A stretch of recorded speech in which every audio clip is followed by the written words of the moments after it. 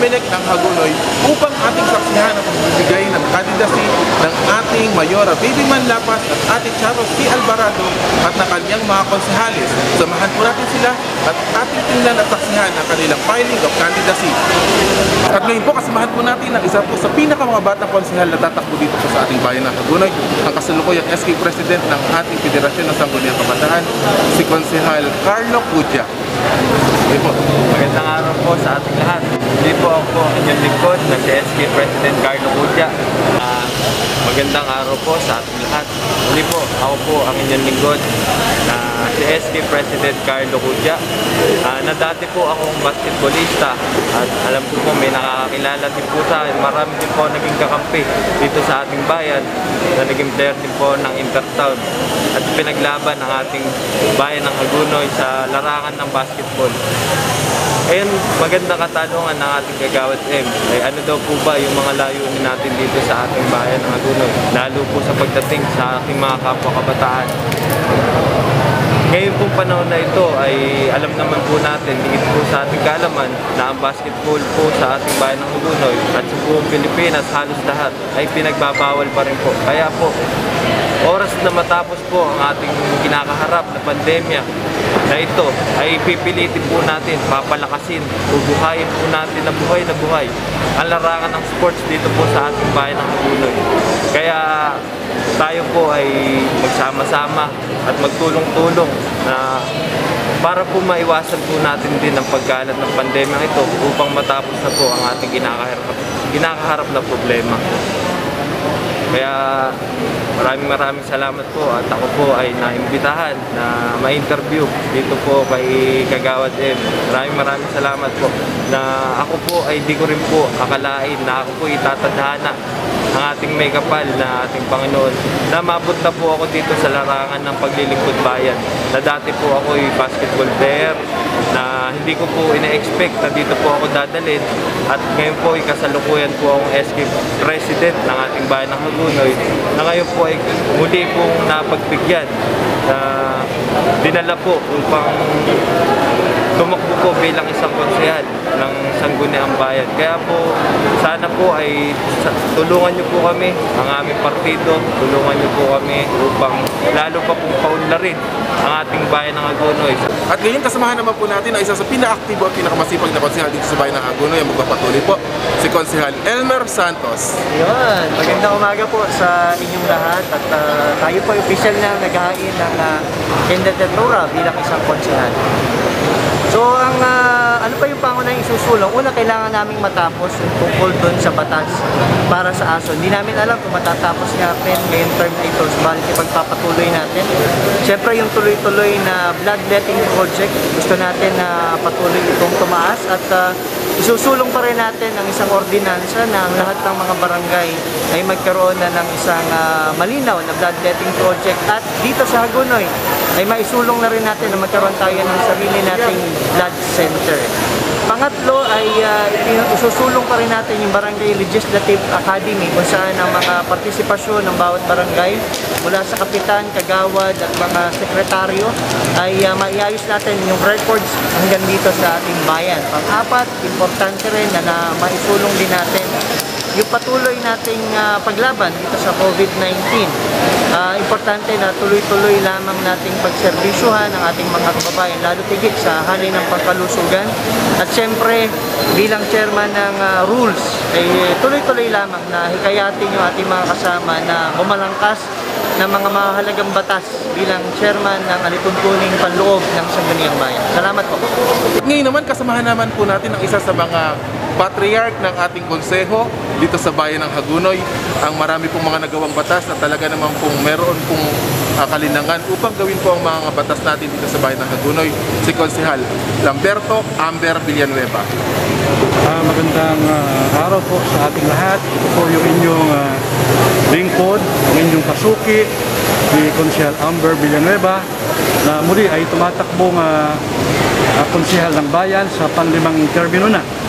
At ito po ay tumakbo tayo upang yung aking mga nasimulang proyekto ay maipagpatuloy pa natin. Ika nga po ang ipagpatuloy ang nasimulan. Ako po ay pinagmamalaki na ilang mahahalagang batas yung ating naipasa sa Sangguniang Bayan at pinakikinabangan ngayon dito sa ating bayan ng Hagonoy, lalong higit yung ating mga kabataan.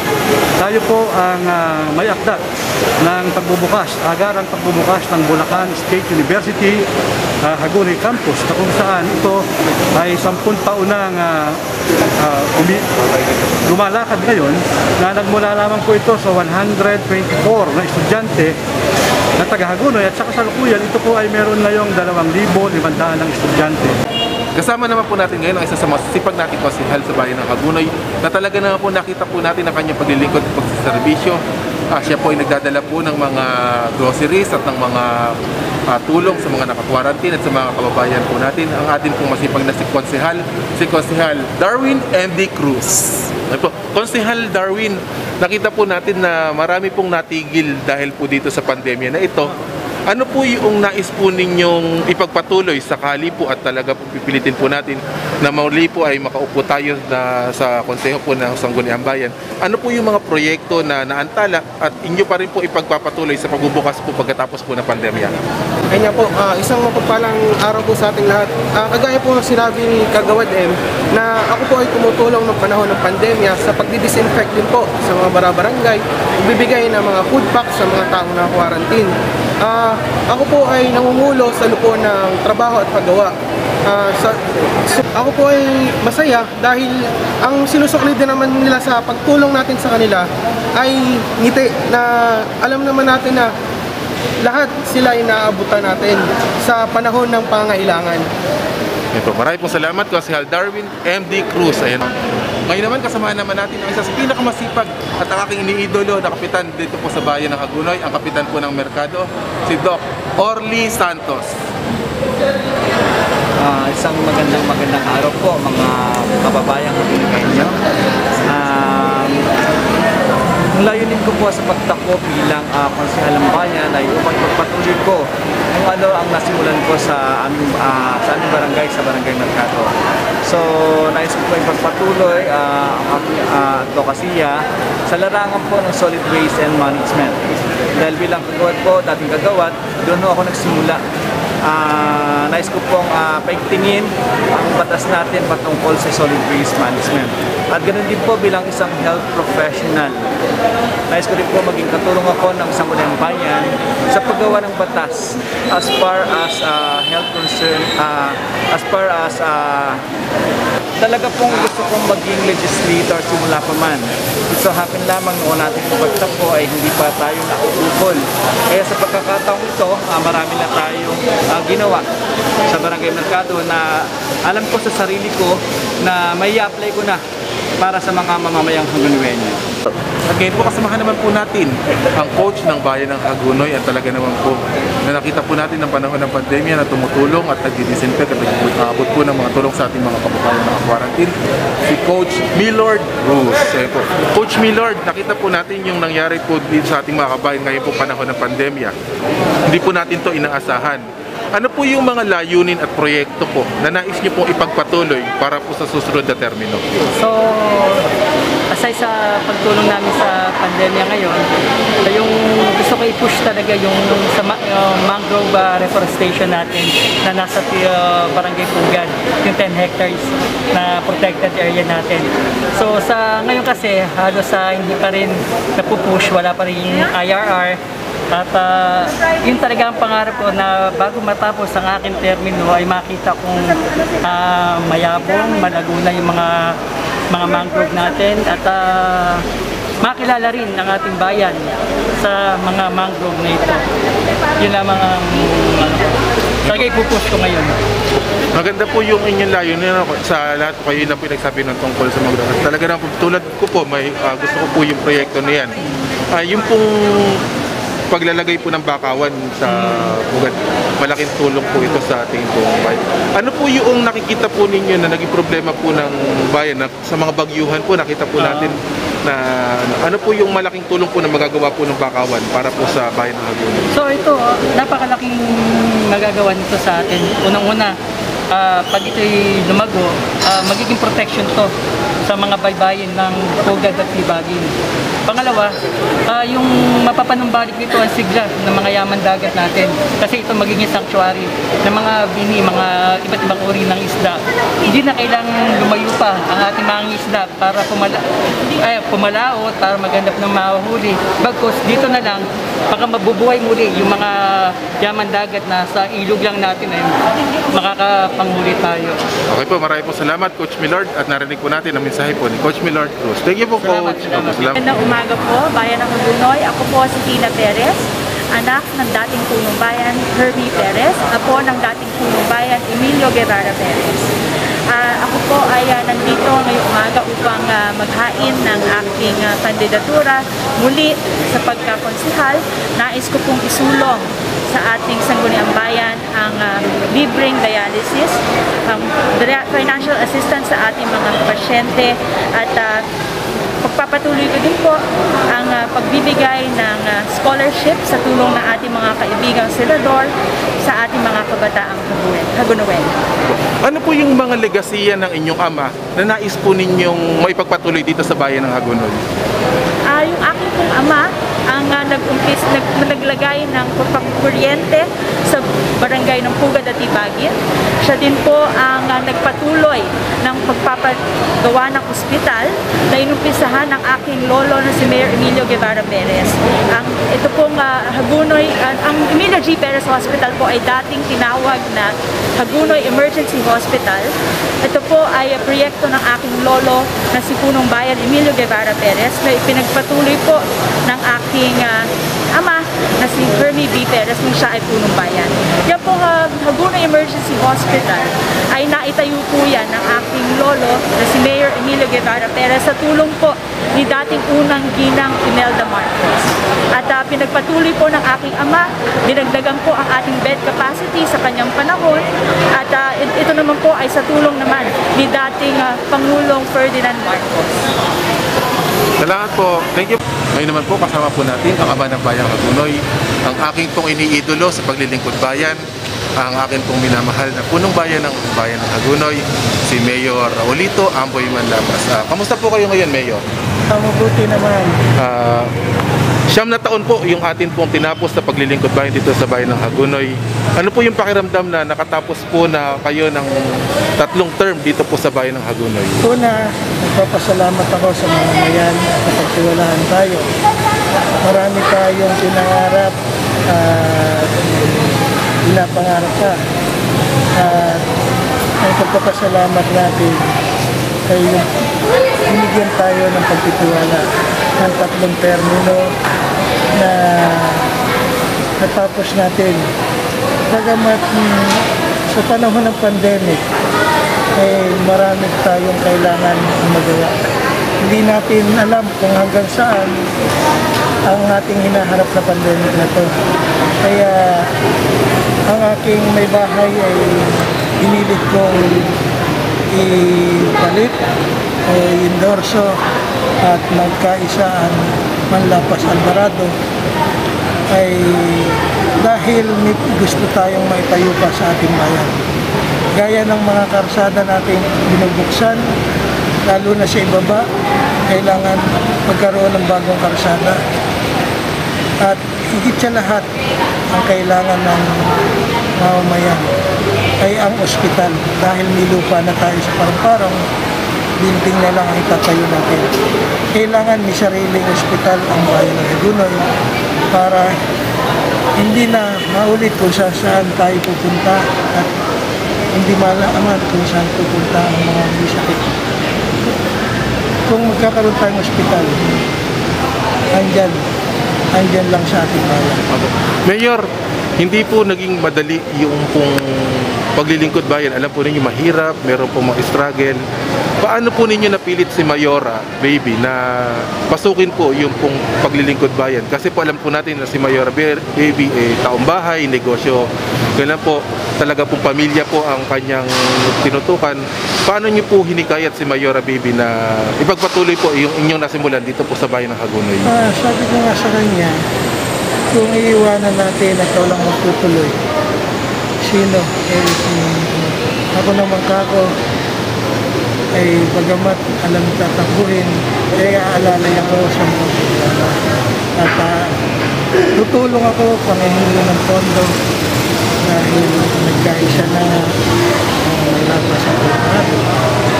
Marahil maraming talagang ganun kung hindi ko magtitibayan yung kalooban, eh masisira at hindi ka magkakagawa ng mabuti.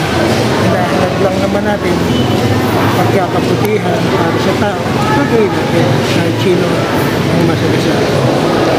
Iyan ang aking panuntunan sa buhay ko. Kaya yung madali kong mahikayat yung aking may bahay na siya yung umalit para may pagpatuloy. Ngayon, kung maibigay na namin ang bayan, Alam po ng bayan ng Hagonoy na si Mayor Amboy is nakisahirap, na talaga pong nagsubika po para po mapaunlad po ang pamilya. Ano po yung mensahe niyo po sa mga mamayan ng Hagonoy na tinitingala po at tinitingnan po kayo bilang inspirasyon dito po sa ating bayan? ang mensahe ko lang naman sa ating mga mamamayan, hindi naman hadlang yung kahirapan, hindi hadlang yung karunungan, at iyon ay meron tayong sa sarili natin, ay alam natin kung mabuti ba tayo o yun lang ang aking nagiging sa Okay. Tapos nagpapasalamat ako sa mga na pinagtiwalaan, na sana po mapagtiwalaan din ang aking may bahay. Okay po, maraming pong salamat. Nakarinig po ninyo ang mensahe po ng ating punong bayan, si Mayor Juanito Amboy Manlapas. At siya po ay wala po tatakbuhin sa ngayon. Kayo po man po mananatili po siyang idolo para po sa lahat dito sa bayan ng Hagonoy. Maraming pong salamat, Mayor. Salamat po. Thank you po. At ngayon, bayan ng Hagonoy, ang inaasahan ng lahat at ang nakakatuwang pagsasama po ng pamilya ng Manlapas Cruz at ng pamilya ng Alvarado ay nakita po natin ngayon. At atin po silang makakapanayam ng sabay dito po sa atin pong ginagawang vlog. Ayan po, magandang umaga po, Ate Charo si Alvarado, ang atin pong Vice Mayor, at si Mayora Baby Manlapas, ang atin pong Mayora. Ngayon po, ang una po naming tanong, ano po yung feeling na magkasama po ngayon at nagkakaisa ang pamilya po ng Manlapas Cruz at ng si Alvarado, Mayora? Para sa akin, medyo nagkaroon ng kinakabahan siyempre. Dati hindi nagkasama nung last election, pero talagang yung samahan ng mga magulang namin parang pinagtaling magkakapatid. Kaya nananaig pa rin sa amin na magsama kami para sa bayan ng Hagonoy, para makapaglingkod ng mas smooth. Wala na kami iniisip sa isa't isa. So, ano po ang feeling po para sa inyo na ngayon po magkasama po kayo? Kayo naman po magkaibigan noon pa. Opo. Ano po ang Hindi naman kami talaga nagkagalit. Ang gaan po ng feeling. Ayan. Talaga po minarapat namin na magkaisa para po ito sa ating mga kababayan dito po sa Hagonoy, para po magkaroon tayo ng kapayapaan. At syempre, ito po ay para na rin tanggalin natin, na gawing balakid yung politika po, na kung saan ang ating pong talagang pakay ay, at prioridad ay para po sa pag-angat po at pagbangon po ng bayan ng Hagonoy. Sa panig po na kayo po tumatakbo po bilang Vice Mayor, ano po yung inaasahan po ng bayan ng Hagonoy na pagiging pagbabago po at reforma sa sangguniang bayan? Sakali pong inamaasa na po ang bayan ng Hagonoy na makukuha po ninyo ito, ano po yung inaasahan po ng bayan ng Hagonoy sa pagkakaroon po ng isang Alvarado muli sa sangguniang bayan? Hindi rin po lingid sa inyo kaalaman na hindi po ito bago sa akin. Nga lang ako po ay nasa lehislatura na ngayon, hindi po ehekutibo. Pero ang inyo pong Ate Charo ay lagi naman pong handa sa anumang pong laban at hamon ng buhay. Kaya naman po, ako po ang magiging mata ng taong bayan para po sa ating palagiang pagmamasid sa kung ano po ang kalagayan at sitwasyon po ng bayan ng Hagonoy. At ako rin po ang magiging tinig ninyo para po sa ating sanggunian. Sa panig po ng Ehekutibo Mayora, ano po ang inaasahan ng Hagonoy sa pagpapatuloy po ng serbisyong Manlapas na ngayon po ay binibigay po sa inyo at pinagkakatawalan ni Mayor Amboy yung pong kakayahan na maipagpatuloy po yung ating po mga programa dito sa Bayan ng Hagonoy. Gaya po ng ginawang serbisyo ng ating Mayor Amboy, ako po ay lagi nakasubaybay. At nakita naman po natin lahat dito sa Bayan ng Hagonoy na hindi sapat yung 9 na taon, 3 termino para ang lahat ng kanyang mga pangarapin, ang kanyang lahat ng katigain para sa Bayan ng Hagonoy ay magkaroon ng katuparan. Kaya po sa pamamagitan ko, ako ang kanyang binigyan ng bendisyon para lumabang at maging agapay niya sa pagpapagawa. Makakaasa po kayo sa akin na ang kanyang mga nasimulan ay ating ay pagpapatuloy at ating daragdagan pa sa tulong at awa ng Panginoon. Ngayon po, maraming pong salamat. At ngayon po, nakikita po natin ang tambalang Mayora Bibi Manlapas at Vice Mayor Ate Charo C. Alvarado. Maraming pong salamat. Kaway po kayo. At ngayon po, kasamahan naman po natin ang ate ng Bayan ng Hagonoy, si Ate Charo C. Alvarado. Magandang umaga, Ate Charo.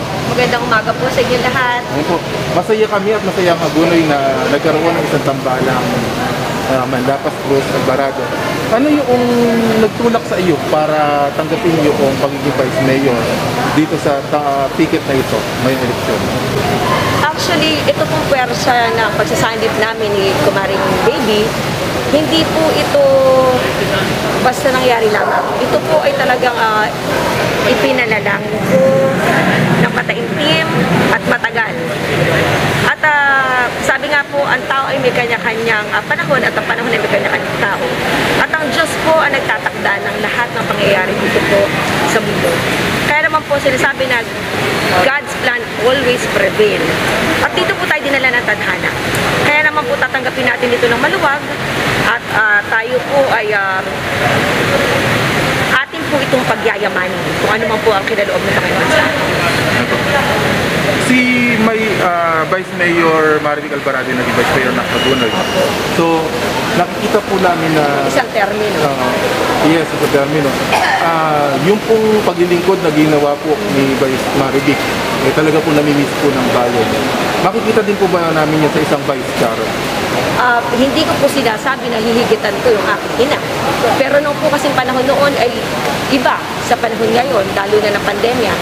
Isa lamang po ang maisigurado ko na tayo po ay maglilingkod, tayo po ay tutulong sa ating punong bayan, sa pamamahala po dito sa Bayan ng Hagonoy, at tayo po ay magbababa din ng serbisyo gaya ng aking pamilya Alvarado. Maraming po tayo, narinig po natin ang maganda pong mga pananalita. At ngayon po, ang huling tanong na lamang po, Ate Charo, ano po yung inyong pong iiwanang mensahe sa bayan, sa mga mamamayan at sa mga kababayan po natin dito sa Bayan ng Hagonoy para po sa tambalang Manlapas Cruz Alvarado? Gaya po na sinasabi ko, at sinabi ko na rin po noon una, ang inyo po Ate Charo ay lagi naman pong handa sa lahat ng hamon ng panahon at ng pagkakataon na ito. Kaya naman po, isa lang po, kami pong dalawa ni Maring Baby ay parehas ina. At ang ina po ay madaling lapitan, ang ina po ay napagsasabihan ng ating mga saloobin.